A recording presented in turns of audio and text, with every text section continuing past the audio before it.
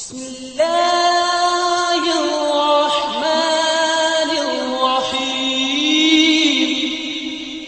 تو اگر یہ غم کا موقع ہوتا تو ہمارے نبی وہ نہ فرماتے کہ بھائی تمہارے لیے انعام کا موقع ہے، تم نے پورے مہینے کے جو ہے روزے رکھے، پورے مہینے کے جو تم نے قیام کیا، تراویح پڑھی، تو وہ خوشی کا موقع نہ ہوتا۔ تو وہاں پر خوشی کا موقع اس لیے بتلایا جا رہا ہے کہ بھائی رمضان اگر رخصت ہو رہا ہے تو خوش ہو، اس معنی کر کے کہ تم نے ایک مہینے جو نا حلال چیزوں کو چھوڑ دیا، پینا چھوڑا، کھانا چھوڑا، اور جو ہے رات میں تم نے قیام کیا یعنی تراویح ادا کی، تو اب اس کا تم اجر حاصل کرو، اللہ تبارک و تعالیٰ کے سامنے جا کر 2 رکعت نفل پڑھو اور آپس میں ایک دوسرے کو مبارکبادی دو۔ اس لیے ہمیں یہ رمضان اگر ہم سے رخصت ہو رہا تو ہمیں اس کے اوپر بہت زیادہ غم منانے کی ضرورت نہیں ہے۔ کہنے کا مطلب یہ ہے کہ رمضان کا جو مہینہ تھا ہمارے لیے بہت خصوصی پیکیج کا مہینہ تھا، یہ انتہائی خصوصی پیکیج کا مہینہ تھا کہ ہم یہ دیکھیں کہ دنیا میں کوئی ایسا وقت نہیں ہے یا دنیا کی کوئی ایسی چیز نہیں ہے کہ ایک بل ہم ادا کریں تو ہمارے سارے فائن ادا ہو جاتے ہوں۔ کوئی ایسی چیز ہے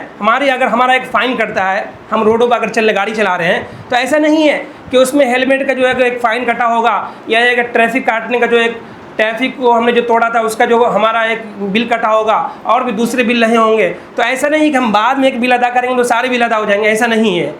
یہ رمضان ہی کا خصوصی پیکیج ایسا ہے کہ اگر ایک مہینے کے اندر اگر ہم نے رب کے سامنے عبادت کر لی خوشی شوق سے، تو یقین جانیے کہ پورے سال کے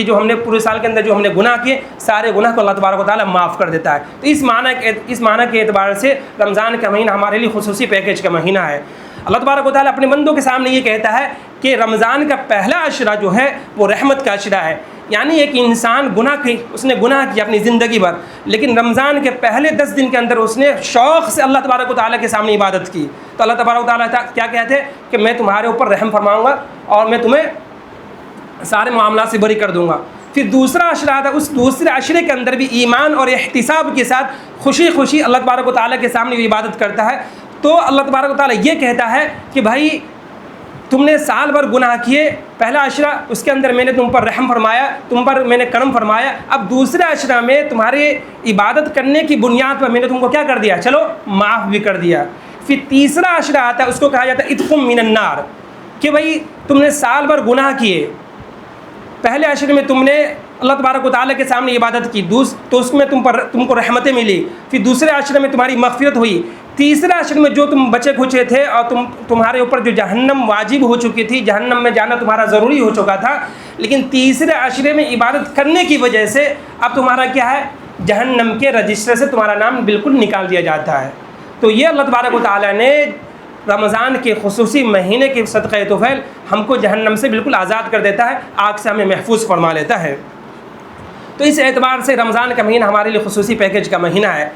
رمضان کا مہینہ جس طرح ہمیں اس کی قدر کرنی تھی میرے محترم بزرگوں دوستوں، ہم نے اس کی ویسے قدر نہیں کی۔ میں یہ بول رہا تھا کہ رمضان کا آخر عشرہ ہے،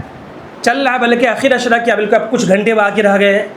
صحیح معنوں میں رمضان کی جیسے قدر کرنی تھی ہم سے ویسی قدر نہیں ہوئی۔ بہرحال انسان کے ناطے ہم سے غلطی ہو گئی۔ اب کرنے والی بات یہ ہے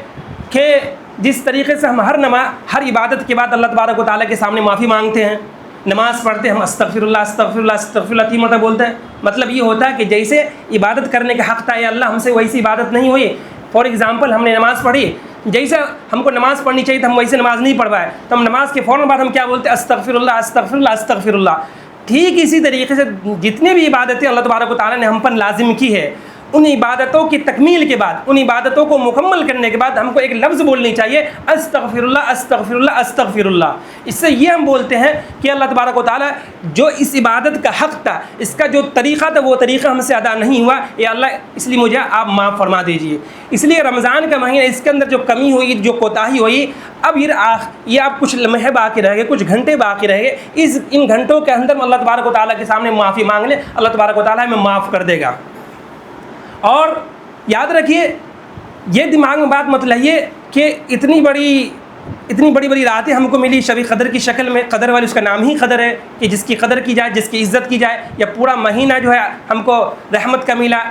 اور مغفرت کا ملا، اتقم من النار جہنم سے آزادی کی ملا۔ ہم نے ان کی قدر نہیں کی تو اللہ تعالیٰ ہم کو معاف کیسے کرے گا؟ میرے محترم بزرگوں دوستو، یاد رکھیے جو اس طرح کی وسوسے ہمارے ذہن و دماغ میں آتے ہیں، اس طرح کے خیالات جو ہمارے دماغوں میں آتے ہیں، یہ شیطان کے بوجھے ہوئے زہر میں سے ایک زہر ہے۔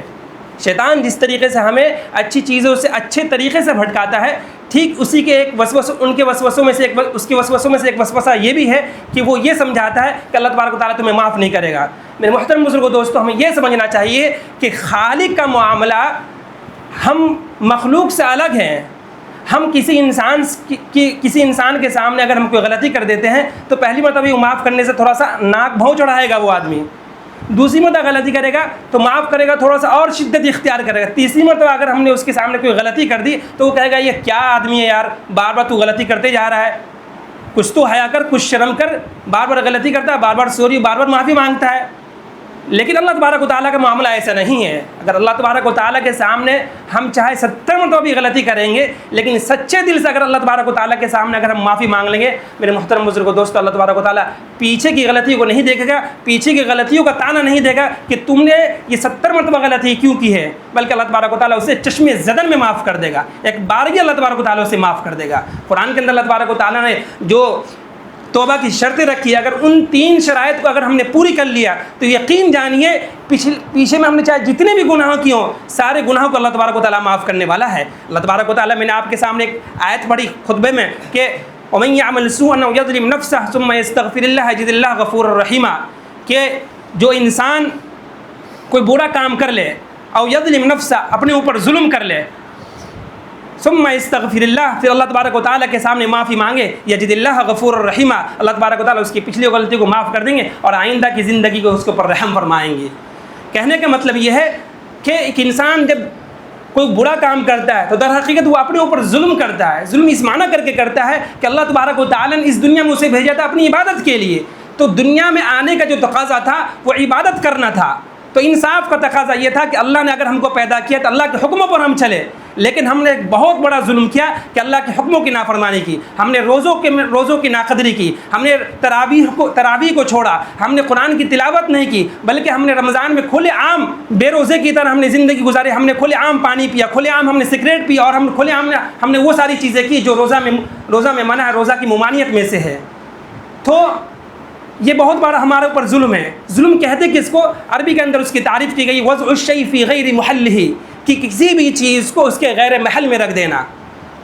اللہ تبارک و تعالیٰ نے ہم کو دنیا میں پیدا کیا تھا، اس کا محل یہ تھا کہ اللہ ہمارا خالق، اللہ ہمارا کریٹر، اللہ ہمارا پیدا کرنے والا تھا، ہم اس کے سامنے جھک کر رہے ہیں۔ اللہ نے کہا تھا بل چپ چاپ پانی نہیں پینا ہے اور کھانا نہیں کھانا ہے اور جائز خواہشات کو پوری نہیں کرنا ہے، اللہ نے ہمیں سمجھا دیا۔ تو یہ انصاف کا تقاضا تھا ان چیزوں کو ہم زندگی میں لا دیں، اگر ہم نے چھوڑ دیا تو یہ ہمارے اوپر ظلم ہے۔ تو کہنے کا مطلب یہ ہے کہ اگر ہم نے اپنے اوپر ظلم کیا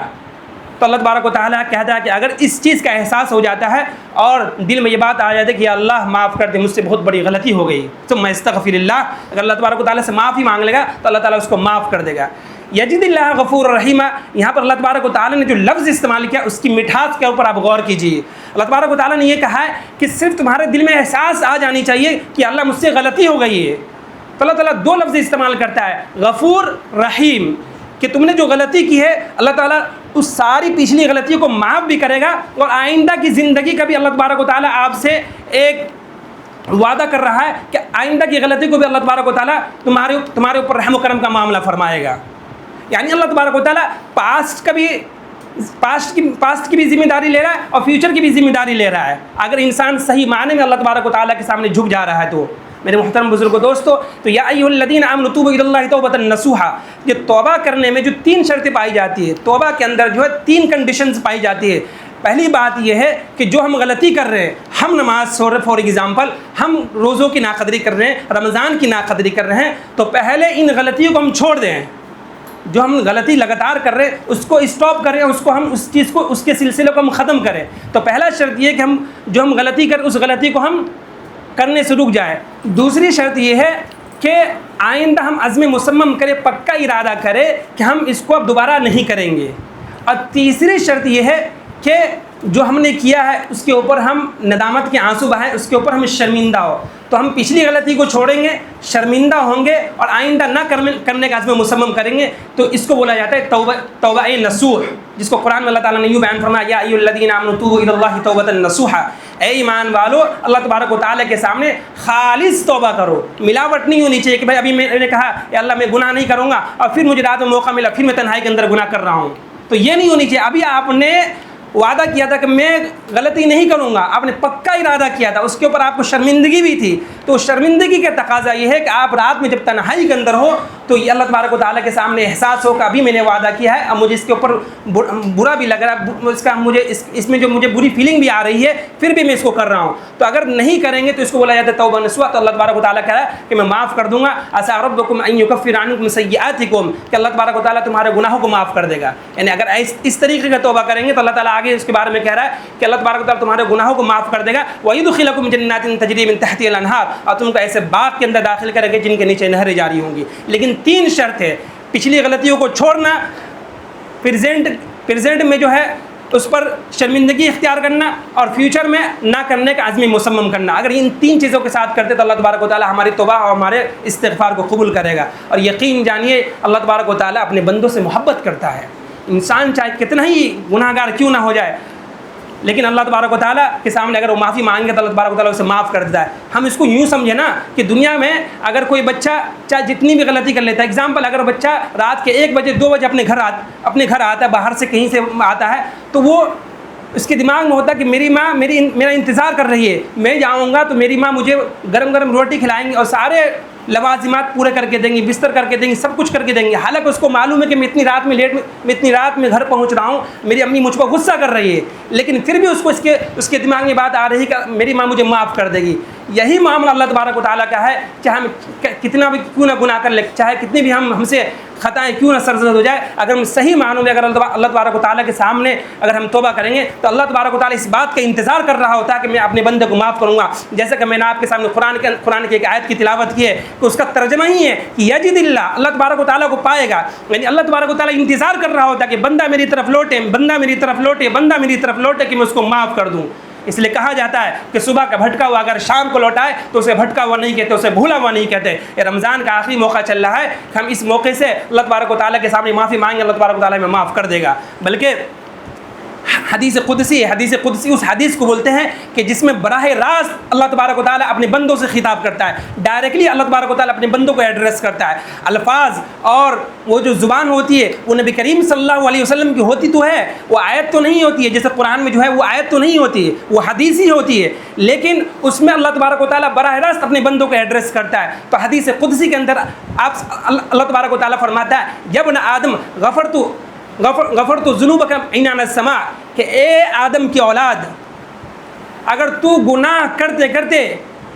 آسمان کے کونوں کو بھر دے، گناہ کرتے کرتے آسمان کے تو ایک ایک حصے کو بھر دے، ثم استغفرتنی، پھر اگر تم مجھ سے معافی مانگے گا تو غفرت لکا، میں تمہیں معاف کر دوں گا، ولا ابالی، اور میں تیرے گناہوں میں تمہارے گناہوں کو گنوں گا نہیں کہ تو نے کتنا گناہ کیا ہے۔ میرے محترم بزرگوں دوستو، یہ دنیا کے اندر میں ایسا دیکھتے ہیں کہ وہ گننے لگتا، ابھی تو نے میرے سامنے غلطی کی، دوسری مرتبہ تم نے غلطی کی تھی، تیسری مرتبہ ڈانٹ دیتا اچھی طریقے سے وہ، لیکن اللہ تبارک و تعالیٰ یہ کہہ رہا ہے کہ تو گناہ کرتے کرتے زمین و آسمان کو بھر دے۔ یہ نہیں کہا کہ تو گناہ کرتے کرتے اپنے گھر کو بھر دے، گناہ کرتے کرتے اللہ تبارک و تعالیٰ نے یہ نہیں کہا کہ اپنی سوسائٹی کو بھر دے، گناہ کرتے کرتے اللہ تبارک و تعالیٰ نے یہ نہیں کہا کہ اپنے محلے کو بھر دے، گناہ کرتے کرتے اللہ تبارک و تعالیٰ یہ نہیں کہہ رہا ہے کہ تو اپنے گاؤں محلے، اپنے شہر، اپنے ٹاؤن اور اپنی سٹی اور اپنے صوبے اور اپنے ملک کو بھر دے، بلکہ اللہ تبارک و تعالیٰ نے جو لفظ استعمال کیا، کہا عنان السماء، کہ آسمان کی خلاؤں کو بھر دے، آسمان کے کونوں کو بھر دے، لیکن ثم استغفرتنی، اگر میرے سامنے سچی دل سے معافی مانگے گا اور یہ کہے گا یا اللہ مجھ سے غلطی ہو گئی ہے، یا اللہ میرے دل کے اندر ندامت آ گئی ہے، یا اللہ میں شرمندہ ہوں، یا اللہ مجھے معاف کر دے، تو اللہ تبارک و تعالیٰ کہتا ہے کہ میں غفرت لک، میں تجھے معاف کر دوں گا، ولا ابالی لک، اور میں تمہاری پچھلی غلطی کو نہیں دیکھوں گا تم نے کتنی ساری غلطی کی ہے، اللہ تعالیٰ اس کو نہیں گنتا ہے۔ اس لیے میرے محترم بزرگوں دوستو، رمضان کا مہینہ ہے، اس رمضان کے مہینے میں جو ہم نے ناقدری کی ہے، اللہ تبارک و تعالیٰ کے سامنے معافی مانگے، کیونکہ جس طریقے سے واقعی میں ہم کو اس کا حق ادا کرنا چاہیے تھا وہ حق ہم نے ادا نہیں کیا ہے، لیکن بہرحال پھر بھی اللہ تبارک و تعالیٰ ہمارے پاس اللہ تبارک و تعالیٰ نے ایک چانس دیا ہے کہ اللہ تبارک و تعالیٰ کے سامنے ہم معافی مانگیں، اللہ تبارک و تعالیٰ ہمارے گناہوں کو معاف کر دے گا۔ اللہ تبارک و تعالیٰ سے ہم دعا کرتے ہیں کہ اللہ تبارک و تعالیٰ اس رمضان کے صدقے طفیل ہمارے گناہوں کو معاف فرمائے اور رمضان جیسا مقدس مہینہ ہماری زندگی میں بار بار عطا فرمائے۔ اقول قولی ھذا استغفر اللہ لی ولکم ولسائر المسلمین فاستغفروا انہ هو الغفور الرحیم۔